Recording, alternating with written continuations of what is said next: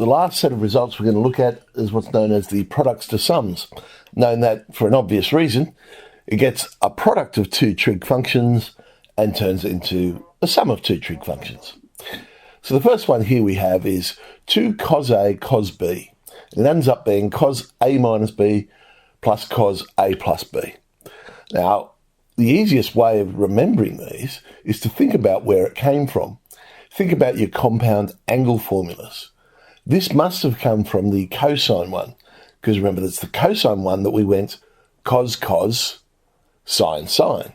So if I've ended up with cos, cos, I must have either added or subtracted these two things together. If I've been left with cos, cos, I must have added the two together, because we would have gone cos, cos plus sine, sine, and then gone plus cos, cos minus sine, sine. So the sine sines cancel. So 2 cos cos ends up being cos of the difference plus cos of the sum. So if I'm left with sine cos, that must have come from the sine expansion, because that's the one where we said sine cos cos sine. If it's the sine, it's the sine. So if I'm left with sine cos, again, I must have added these two together. The sine of the difference plus the sine of the sum. That leaves me with the final one here is sine sine. Well, sine sine, again, must have come from the cosine one, because it goes cos cos, sine sine. So if I'm left with the sine sines, I actually must have subtracted these two. And this is why I always put the cos or the sine of the difference to start with. So that way, all I have to remember is whether I add the two together or I subtract. And the only one I subtract is the sine sine. So another way of thinking about that is cos cos, I know it came from the cos, so cos difference plus cos sum. Sine cos, I know it came from the sine. So whatever it starts with, that's where it came from. Cos cos, sine cos. So I end up with sine difference plus sine sum. And then the last one, sine sine, there's no mention of cos in there, so that's the one where I know it's the difference, because we got rid of the cos. So subtracting, get rid of. All right, let's try a few. So expresses a sum or difference of trig functions. So I've ended up with a cos sine. Cos sine. I didn't have one for that. Yeah, but I did have one for sine cos. Multiplication, I can swap them round. So I've actually got sine cos. Well, sine cos must have come from the sine. So sine of the difference, x minus 5x, plus sine of the sum, x plus 5x. So sine of minus 4x plus sine of 6x. Now I'm going to use the fact that sine is an odd function, and so sine of minus 4x is the same as minus sine 4x. Cos cos.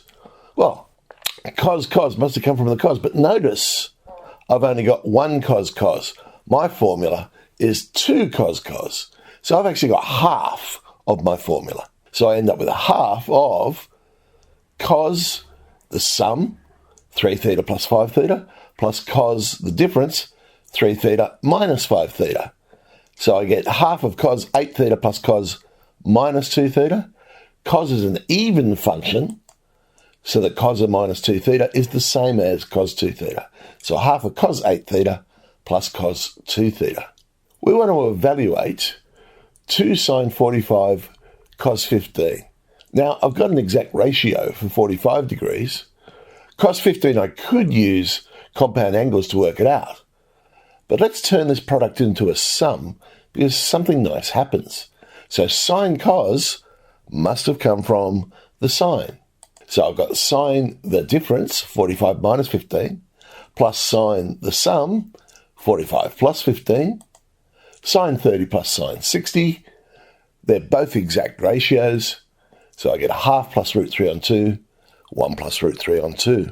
Prove this relationship. Sine squared 5 theta minus sine squared 3 theta is sine 8 theta sine 2 theta. Well, if I'm going to use my products to sums, for this one, I'm going to start with the right-hand side. So sine 8 theta, sine 2 theta. Well, again, my formulas are 2 sine sine. So I've got half of my result. So I get a half. Now, sine sine must have come from cosine, but I got rid of the cosine because I've only got sine sine. Therefore, I must subtract. So cos of the difference, 8 theta minus 2 theta, minus the cos of the sum, 8 theta plus 2 theta. So half of cos 6 theta minus cos 10 theta. How does that help me? I want sine squared 5 theta and sine squared 3 theta. Well, this is now where I'm going to use my double angle results, because 6 theta is twice 3 theta, and 10 theta is twice 5 theta. Cos 2 theta, I want to turn it into sine squareds, so I'm going to use my 1 minus 2 sine squared. So cos 6 theta becomes 1 minus 2 sine squared 3 theta, and cos 10 theta becomes 1 minus 2 sine squared 5 theta. Tidying that up, we get a half of 2 sine squared 5 theta minus 2 sine squared 3 theta. The half cancels with the 2's, and there's our result. Sine squared 5 theta minus sine squared 3 theta. That's products to sums. Before I move on to the next bit, let me just point something out about all of these results that we've been looking at. They're on the reference sheet. So if you do forget or you're a little bit unsure, make sure you refer to your reference sheet to make sure. That now brings us to sums to products. This one's not on the reference sheet. The reason it's not on the reference sheet is because it's not actually in the syllabus. Don't know why. Makes sense to have sums to products as well, but it's not. What that means is they won't be expecting you to use this result. If they do want you to use it, then they would probably give it to you or ask you to derive it in the actual question itself. However, that's not stopping you from using it. If you happen to know it and can find a use for it, by all means, go ahead and use it. So what are the sums to products? Going back the other way. If I add two sine functions together, I get 2 sine half of a plus b cos of half a minus b. How I remember this one? 2 sine half sum cos half diff. So it's twice the sine, half the sum of the two angles, cos half the difference of the two angles. 2 sine half sum cos half diff. So that's adding 2 sine functions together. If I want to add 2 cosine functions together, 2 cos half sum cos half diff. So notice this. They both end with cos half diff. So it doesn't matter whether it's adding 2 sine functions together or adding 2 cosine functions together. But it starts with the one you're working with. So the 2 sines added together ended up with 2 sine. The 2 coses added together started with 2 cos. Cos minus cos instead of cos plus cos. Now, that's a little bit different because we're subtracting rather than adding.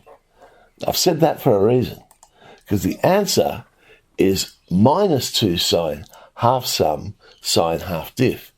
So how do I remember this? Because that's a little bit different. Because it's a little bit different, we start differently. Instead of starting with 2, we start with minus 2. So when it's the difference, I start with minus. Instead of starting with the ratios I'm working with, I start with the other one. So instead of starting with cos, which is what we're subtracting, I start with sine. So minus 2 sine half sum. And then the final bit that's different, the other two ended with cos. This one ends with sine. So that's a little bit different. So I end up with minus 2 sine half sum sine half diff. Now you'll notice I don't have one for sine A minus sine B. We'll do an example of that later and you'll see why. So I'm going to prove this result. Cos of 75 plus cos of 15 over sine of 75 minus the sine of 15. We're going to show that's root 3. All right, let's turn these sums into products The bottom of the fraction, there's the one I was just talking about. We don't have a formula for sine minus sine, but I can use the property of odd functions. So sine minus sine is the same as sine plus sine, but now it's a negative angle. Sine 75 minus sine 15 is sine of 75 plus sine of minus 15. Right. So the top of the fraction, I've got a cos plus cos. So it's 2 cos half the sum. So I start with the one I'm working with. I'm working with cosines, so I start with cos. 2 cos half the sum, 75 and 15, that's 90. And it always ends with cos half the diff. So cos 75 minus 15 is 60. Now let's do the bottom of the fraction. Sine plus sine. So 2, start with the one we're working with, sine half the sum. 75 plus negative 15 is 60. And it always ends with a cos. So cos half the difference. 75 minus 15 is 90. Okay, let's calculate all these. But you'll notice top and bottom both have cos half 90. So I don't need to work those out. I can just cancel them. Half of 60 is 30 degrees. So on the top I get cos 30. On the bottom I get sine of 30.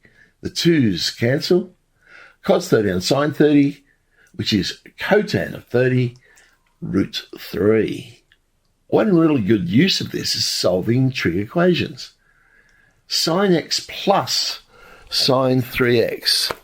So sine plus sine. Turn this into a product.